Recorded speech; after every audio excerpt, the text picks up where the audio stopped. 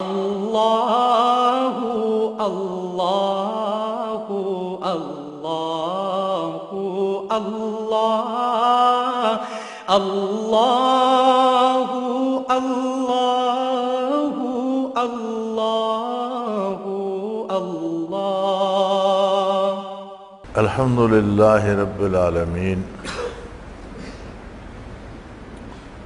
والصلاة والسلام علی حبیبہ محمد وآلہ وصحبہ اجمعین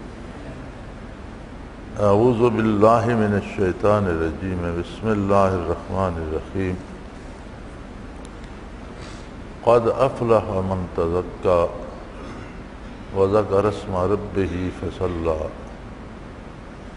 بل تؤثرون الحیاة الدنیا والآخرۃ خیر وابقی ان ھذا لفی الصحف الاولی صحف ابراہیم وموسیٰ اللہم سبحانک لا علم لنا الا ما علمتنا انک انت العلیم الحکیم مولایا صلی وسلم دائما ابدا علی حبیبک خیر الخلق کلہم۔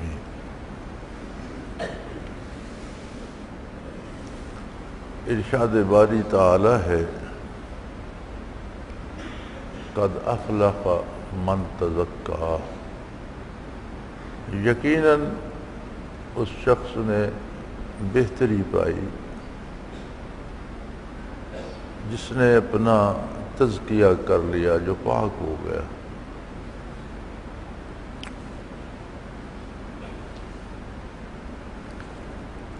یہ پاک ہونا کیا معنی رکھتا ہے؟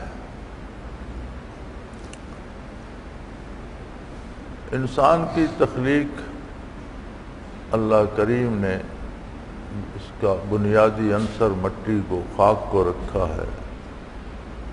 آگ، ہوا اور پانی اربع عناصر مل کر وجود انسانی بنا، پھر اس میں روح ڈالی گئی۔ قل الروح من امر ربی، روح امر ربی میں سے ہے، پروردگار عالم کے حکم میں سے ہے۔ دو ہی عالم ہیں بنیادی طور پر جن کا ذکر قرآن کریم نے اس انداز میں کیا ہے وَلَهُ الْخَلْقُ وَالْأَمْرُ۔ ایک عالم خلق ہے، دوسرا عالم امر ہے۔ فرمایا عالم خلق بھی اسی کا ہے، عالم امر کا مالک بھی وہی ہے۔ تو جہاں عالم خلق کی حد ختم ہوتی ہے، انتہا ہوتی ہے، وہاں سے عالم امر شروع ہوتا ہے۔ تو وجود انسانی عالم خلق کی بھی انتہائی نچلی سطح پر مادے سے بنا، مادہ ثقیل اور سب سے نچلی سطح ہے۔ اس میں عالم امر کی روح اللہ کریم کی حکمت سے داخل کی گئی۔ تو جب روح اس میں داخل ہوتی ہے تو پھر اسے نفس کہتے ہیں۔ نفس کو الگ چیز نہیں ہے، یہی روح جب تک عالم امر میں تھی روح تھی، جب اس آب و گل کے پتلے کے ساتھ مل گئی تو نفس کہلائی۔ اب یہ مٹی یا آب و گل لتھڑ جاتا ہے، اس سے آلودہ کر دیتا ہے۔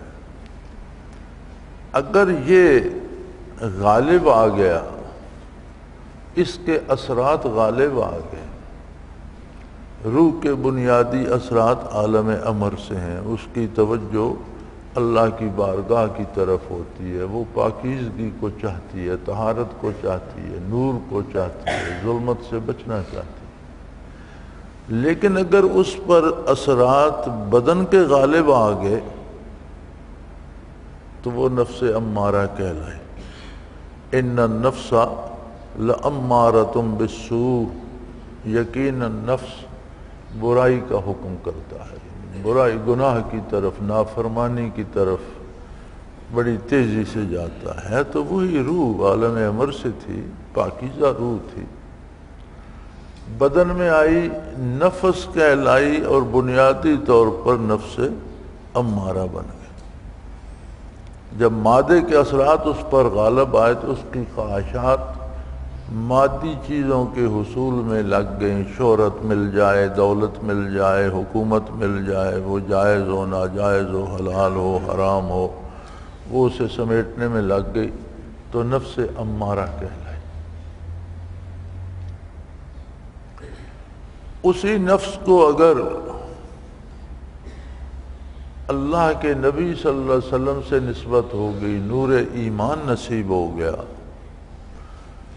تو نور ایمان نے ایک یقین عطا کر دیا عظمت الہی کا، آخرت کا، مواخذے کا، حساب کتاب۔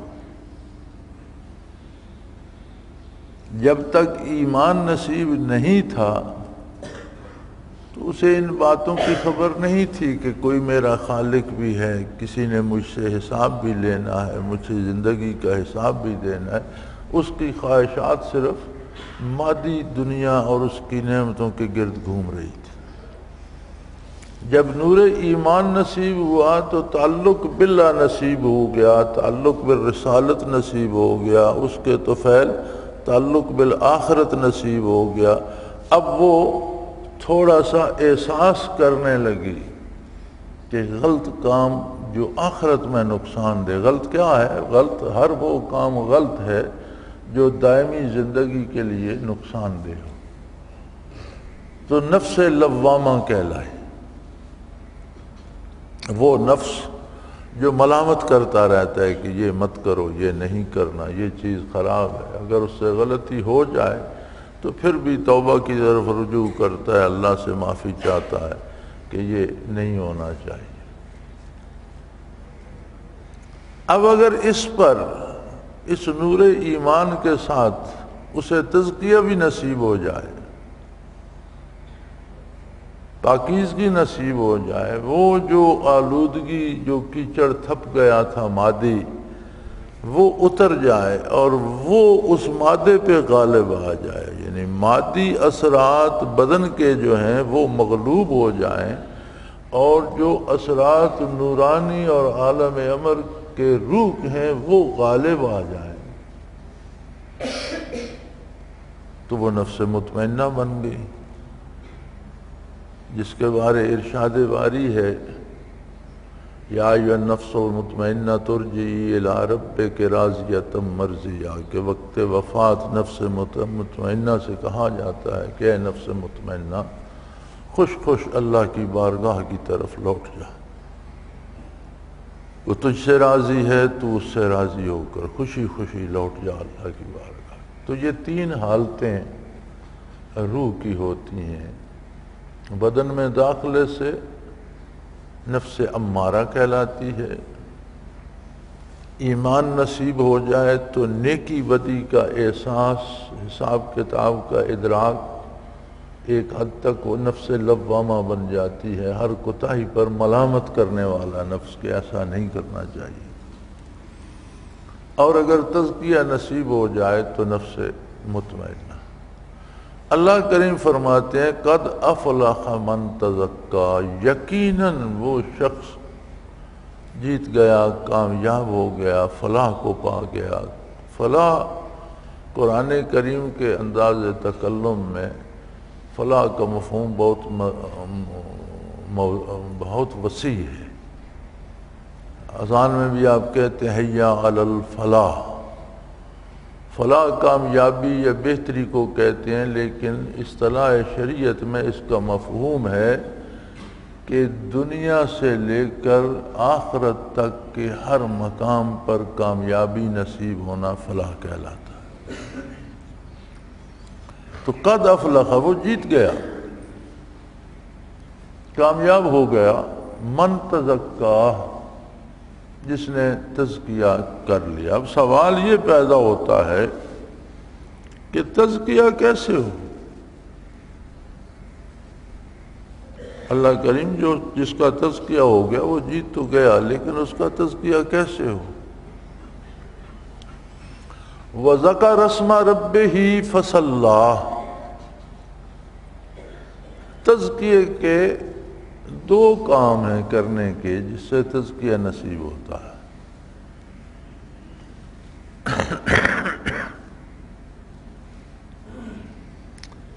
پہلا کام ہے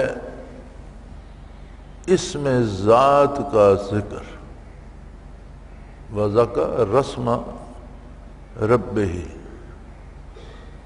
اللہ اپنے پروردگار کے اسم ذات کا، نام کا ذکر۔ فصلاح، صلاۃ کہتے ہیں پورے انہماک سے، پورے خلوص سے، پورے خشوع و خضوع سے اللہ کی عبادت کرنے کو۔ ہم نے صلاۃ کو خاص سمجھ لیا ہے نماز کے لیے۔ صلاۃ صرف نماز نہیں ہے،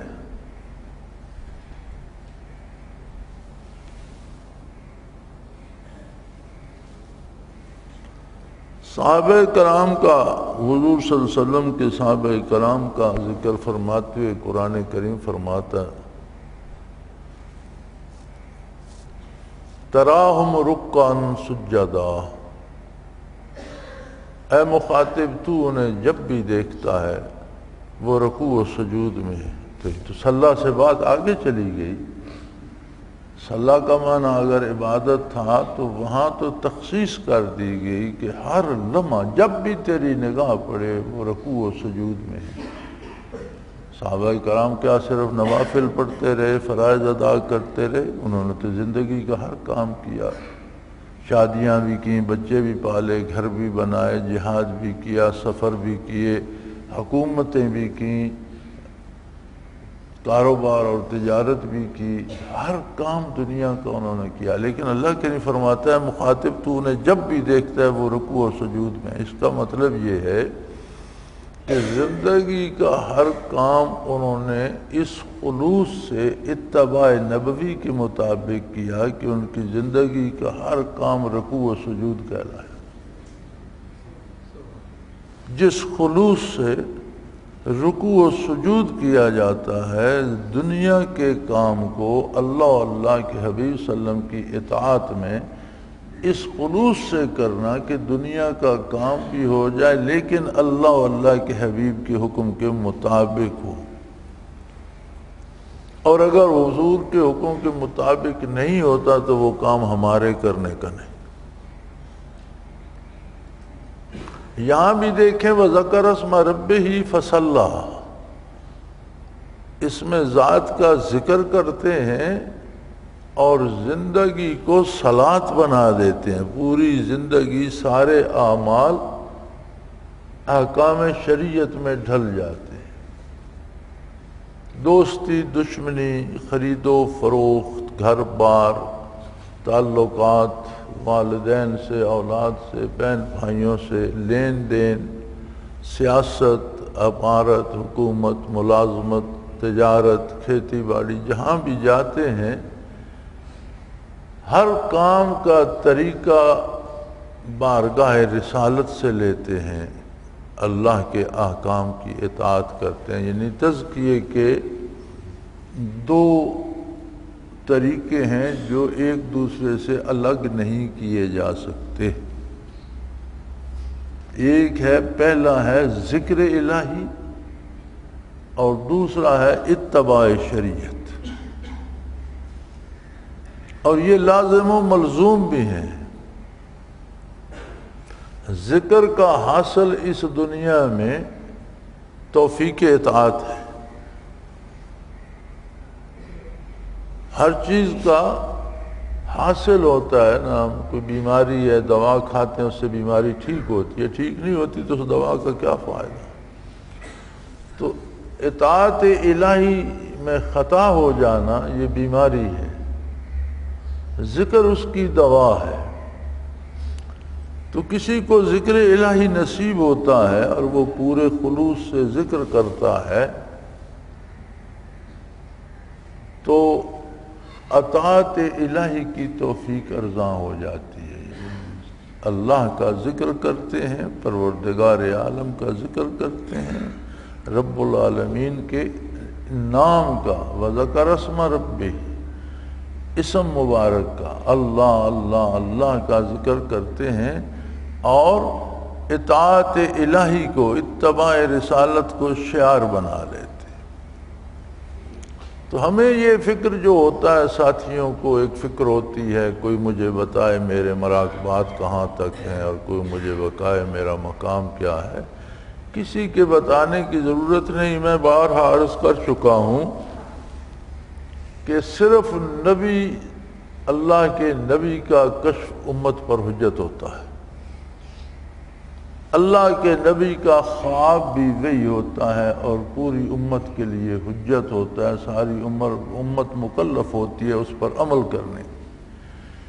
نبی صلی اللہ علیہ وسلم کے علاوہ کسی کا کشف دوسرے کے لیے حجت نہیں ہے۔ میں نے ایک چیز کشف میں دیکھی، آپ کو بتاتا ہوں، آپ اس پر عمل کرتے ہیں تو اس کا مطلب یہ ہے نعوذ باللہ آپ نے مجھے نبی بنا لیا۔ کسی ساتھی کو آپ کہتے ہیں میرا کاروبار نہیں چل رہا، وہ آنکھیں بند کر لیتے ہیں، کہتے ہیں یہ کر دو، اتنی خیرات کر دو، اتنی، یہ چل جائے گا۔ آپ نے اس کو سچ مان لیا، اس پر عمل کیا، اس کا معنی یہ ہے کہ آپ نے اس ساتھی کو نبی تسلیم کر لیا۔ بڑے سے بڑا صاحب کشف جو ہے، اس کا کشف اس کے اپنے لیے حجت ہو سکتا ہے، اور وہ بھی علماء حق فرماتے ہیں کہ اگر کشف پر عمل نہ کرے گا تو کوئی آخرت کا نقصان نہیں ہوگا، دنیا کا نقصان ہو سکتا ہے۔ اسے کوئی چیز اپنے کشف میں دکھائی دی کہ اور وہ شریعت کے مطابق تھا۔ پہلی بات تو یہ ہے کہ اگر کشف شریعت سے متصادم ہے تو باطل ہے، شیطانی القاء ہے، کشف نہیں۔ اگر حکم شریعت کے مطابق تھا تو صاحب کشف مکلف ہے اس پر عمل کرنے کا، وہ بھی دنیاوی نقصان سے بچنے کے لیے۔ اگر اس پر عمل نہیں کرے گا تو ممکن ہے کوئی دنیاوی نقصان ہو جائے، آخرت کے لیے اسے کوئی جرم، کوئی گناہ، کوئی سزا نہیں۔ تو پھر بھائی کسی کو صاحب کشف جان کر اس سے باتیں پوچھنے کا حاصل کیا ہوا؟ ہاں، ایک تجسس ہوتا ہے کہ جی میرے مراقبات کہاں ہیں، تو وہ تو قرآن نے طریقہ بتا دیا، وَذَكَرَ اسْمَ رَبِّهِ فَصَلَّى۔ جتنا آپ کو خلوص سے اتباع شریعت نصیب ہو گیا، اتنے آپ کے مقام بلند ہو رہے۔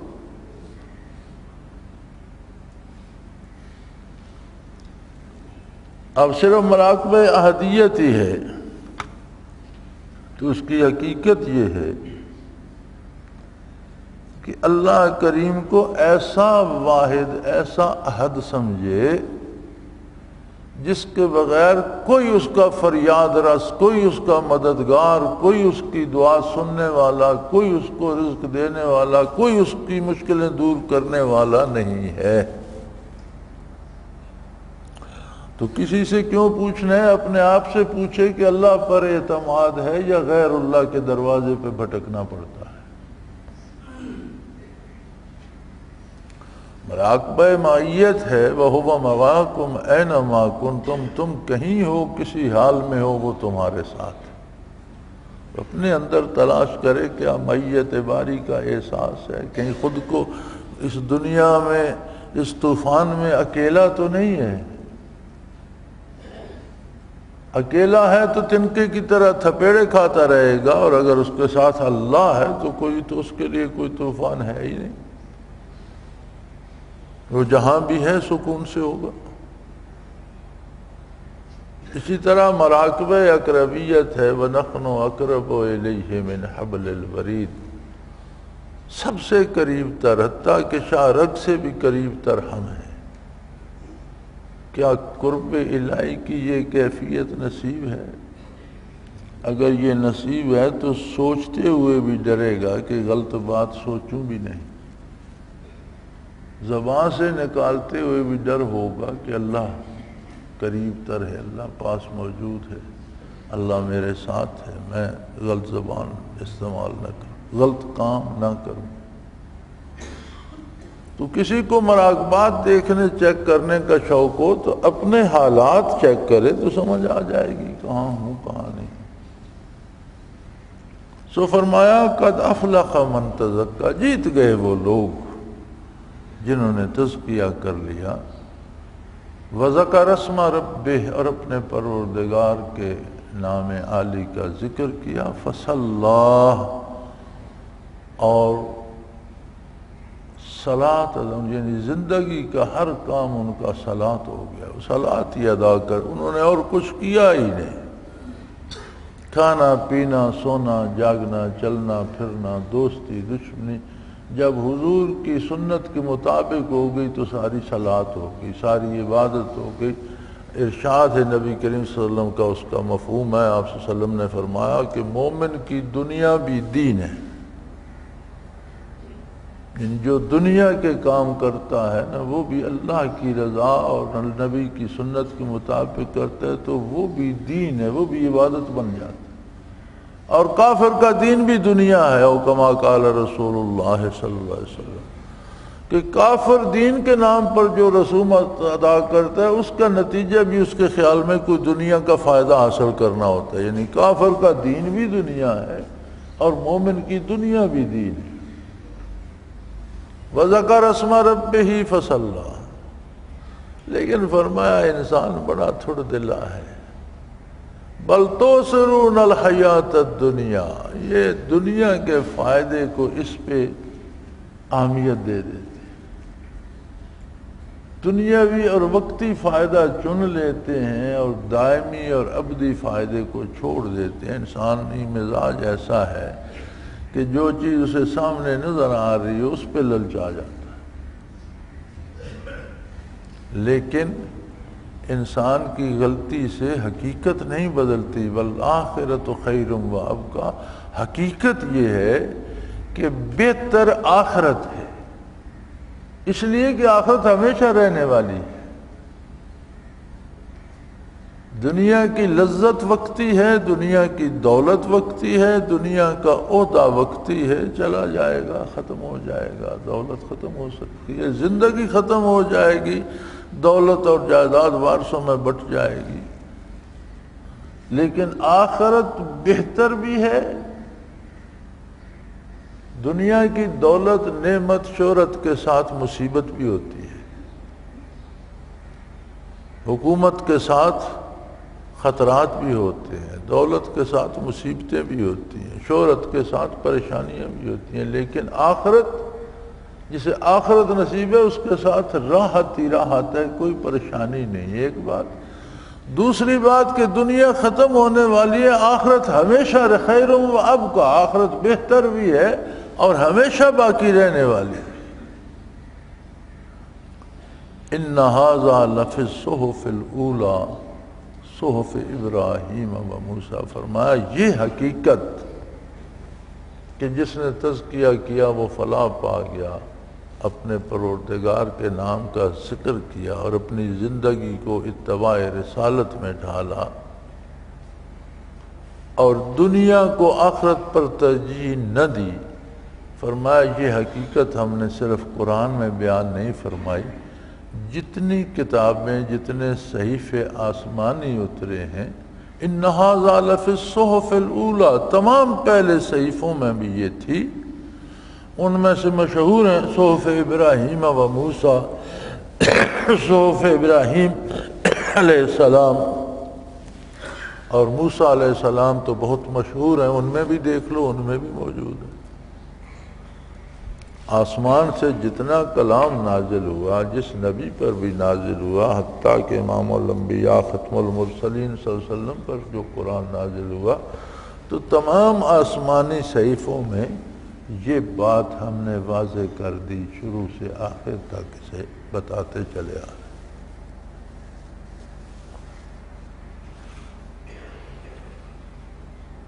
اب مصیبت یہ ہے کہ جتنی کوئی چیز قیمتی ہوتی ہے اتنی اس کی نقل بازار میں آ جاتی ہے۔ ایک چیز کی اپنی کوئی قیمت نہیں، اس کی نقل کوئی کیا بنائے گا؟ جس چیز کو خود کوئی نہیں خریدتا اس کی نقل کیا بکے؟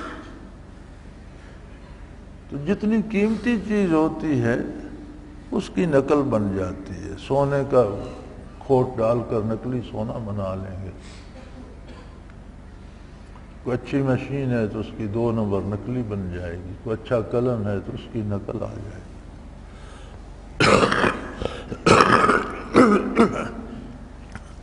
تو لوگوں نے دنیا کمانے کے لیے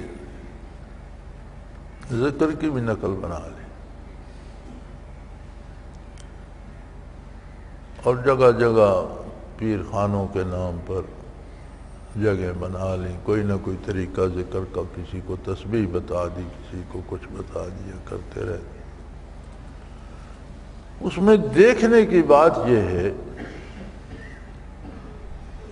کہ کیا اس کے کرنے سے مجھے کوئی کیفیات نصیب ہوتی ہیں قرب الہی کی، اور کیا یہ میرے اور گناہ کے درمیان کوئی آڑ بنتا ہے؟ اگر نہیں بنتا تو نقلی ہے، اور صحیح ہے تو احساس تو کم از کم زندہ کر دے کہ یہ غلط کام ہے، نہ کیا جائے۔ اور یہ ان لوگوں کا احساس زندہ ہوتا ہے جو آخرت پر دنیا کو ترجیح نہیں دیتے۔ اگر طالب جو بنا ہوا ہے وہ خود ہی دنیا کا طالب ہے کہ اس کے طفیل مجھے شہرت مل جائے، اس کے طفیل کچھ لوگ میری عزت کرنے لگیں، اس کے طفیل میں پارسا کہلانے لگوں، تو پھر تو بنیادی طور پر اس کی طلب ہی غلط ہے، اسے کہیں سے بھی فائدہ نہیں۔ اگر اس کی اپنی طلب درست ہے دیانتداری سے، تو پھر اسے یقیناً ادراک ہونا چاہیے ان کیفیات کا جو اس کے اور گناہ کے درمیان حائل ہو جاتی، جو اسے اطاعت الہی کی توفیق عطا کرتی۔ تو اللہ کریم توفیق دے۔ اللہ کا نام لینا بہت بڑی سعادت ہے، اور اس کی توفیق اور خوشنودی کا سبب ہے، ذریعہ ہے، دلیل بھی ہے کہ وہ راضی ہے تو اپنا نام لینے کی توفیق دے رہا ہے۔ لیکن اس کے ساتھ یہ دیکھتے رہنا چاہیے کہ اس کے اثرات عملی زندگی پر مرتب ہوں، اور عملی زندگی اتباع رسالت پناہی میں ڈھلتی چلی جائے۔ اور اس کی شرط یہ ہے کہ کبھی بھول کر بھی دنیاوی شہرت یا دنیاوی فائدے یا دنیاوی دولت یا عہدے کو اتباع رسالت پہ ترجیح نہ دے۔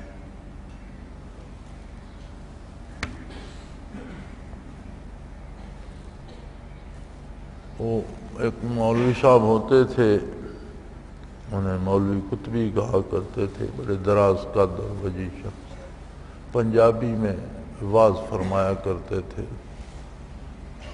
تو وہ ایک پنجابی شعر پڑھا کرتے تھے جس کا دوسرا مصرع ہے کہ اس دے دردی بھیک چنگیری کل دنیا دی شاہی تو۔ دنیا میں اگر روئے زمین کی حکومت مل جائے، لیکن اتباع رسالت میں اگر فقیر ہو جائے تو وہ فقیری اور وہ غریبی اور مفلسی اس دنیا بھر کی حکومت سے پھر بہتر ہے۔ اللہ کریم توفیق عطا فرمائے، ہمارے گناہوں سے درگزر فرمائے، اور ہماری کوششوں کو شرف قبولیت بخشیں۔ غالباً ساتھیوں نے اعلان کر دیا ہوگا اگلے مہینے کا اجتماع عید کے ساتھ ملحق ہو گیا ہے۔ کمال یہ ہے کہ یہ حضرات تاریخ ذی الحج کی بھی لکھتے ہیں، اور یہ نہیں دیکھا کہ 10 ذی الحج ساتھ ہے۔ اصل مجذوب سے لوگ ہیں، صالح کم اور مجذوب زیادہ ہیں۔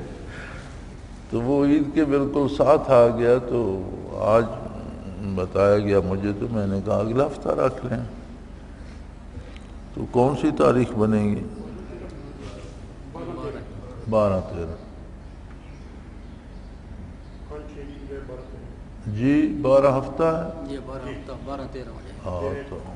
تو یہ 11ویں مہینے کا اجتماع جو ہوگا خواتین بھی سن لیں اور دوسروں کو بھی بتا دیں، حضرات بھی سن لیں اور دوسرے ساتھیوں کو بھی بتا دیں، اور آپ جو ذلی اور ہیں ذمہ دار لوگ ان سب کو بتا دیں کہ وہ پہلے کون سی تاریخ تھی؟ 5-6 کی بجائے 12-13 کو ہوگا. قربانیوں کا انتظام کرنا، پھر ٹرانسپورٹ نہیں ملتی، سفر آنا جانا، تو 12-13 تک وہ ختم ہو جائے گا عید کا رش. تو انشاءاللہ اگلے مہینے کا اجتماع 12-13 نومبر کو رکھیں گے، بشرط زندگی اللہ ایمان سے زندہ رکھے، ایمان پہ موت نصیب فرمائے اور ایمانداروں کے ساتھ حشر فرمائے. وآخر دعوانا ان الحمدللہ رب العالمین. الحمدللہ رب العالمین والصلاة والسلام علی حبیبہ محمد وآلہ وسلم. اللہم ربنا لا تقتلنا بغضبک ولا تہلکنا بعذابک واعف عنا قبل ذلك. اللہم ربنا لا تسلط علینا من لا یرحمنا، انت ولینا فی سفرنا وحضرنا فی مالنا انت ولینا فی الدنیا والآخرہ، توفنا مسلمین والحقنا بالصالحین. اللہم انصر الاسلام والمسلمین فإنک علی کل شیء قدیر. اللہ کریم ہمیں بخش دے، ہمارے اساتذہ کو بخش دے، ہمارے والدین کو بخش دے، ہماری اولادوں کو بخش دے، ہمارے بہن بھائیوں کو بخش دے، ہمارے ملنے جلنے والوں عزیزوں اولادوں کو بخش دے. یا اللہ محتاجوں کی دستگیری فرما، بیماروں کو شفا عطا فرما، سب کے حال پہ رحم فرما. اللہم ربنا لا تؤاخذنا ان نسینا واخطأنا، ربنا ولا تحمل علینا اصرا کما حملته علی الذین من قبلنا، ربنا ولا تحملنا ما لا طاقت لنا به واعف عنا واغفر لنا وارحمنا انت مولانا فانصرنا على القوم الكافرین. وصلی اللہ تعالی علی حبیبہ محمد برحمتک یا رب. اللہ اللہ اللہ اللہ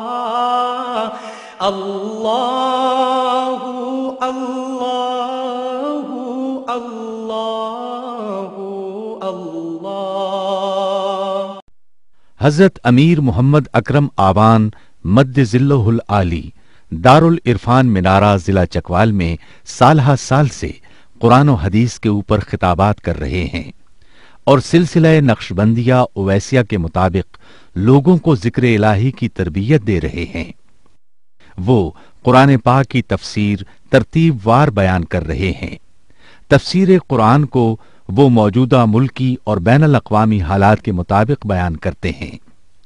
موٹر وے سے کلر کہار کے انٹرچینج سے نکلتے ہوئے کلر کہار کی جھیل سے ہوتے ہوئے میانی، بوچھال اور نور پور سے گزرتے ہوئے دارالعرفان منارہ پہنچ سکتے ہیں. حضرت امیر محمد اکرم آوان نے بچیوں اور بچوں کی دینی اور دنیاوی تعلیم کے لیے سقارہ اکیڈمی کے نام سے ایک درسگاہ بھی قائم کی ہے، جس کا افتتاح ملک پاکستان کے صدر جنرل محمد ضیاء الحق نے اپنے دست مبارک سے کیا تھا. وہ تمام احباب جو اسلام کی طلب رکھتے ہیں ان سے گزارش ہے کہ دارالعرفان منارہ ضلع چکوال میں امیر محمد اکرم آوان صاحب کے خطابات سے مستفید ہوں. وہ ہر جمعے کو نماز سے پہلے بیان فرماتے ہیں. ہر ماہ کی پہلی اتوار کو ماہانہ اجتماع ہوتا ہے جس میں آپ خصوصی خطاب فرماتے ہیں اور پاکستان کے چاروں صوبوں سے احباب اس اجتماع میں شرکت کرتے ہیں. اس کے علاوہ یہاں سال میں 2 مرکزی اجتماعات بھی ہوتے ہیں، ایک رمضان المبارک میں اعتکاف کا اجتماع اور دوسرا جولائی اور اگست میں 40 دن کا اجتماع ہوتا ہے جس میں روحانی تربیت کی جاتی ہے. اپنا خون سیماب دے کر اتنا ہم کر جائیں گے، نام آقا کا چمن میں پھر رقم کر جائیں گے.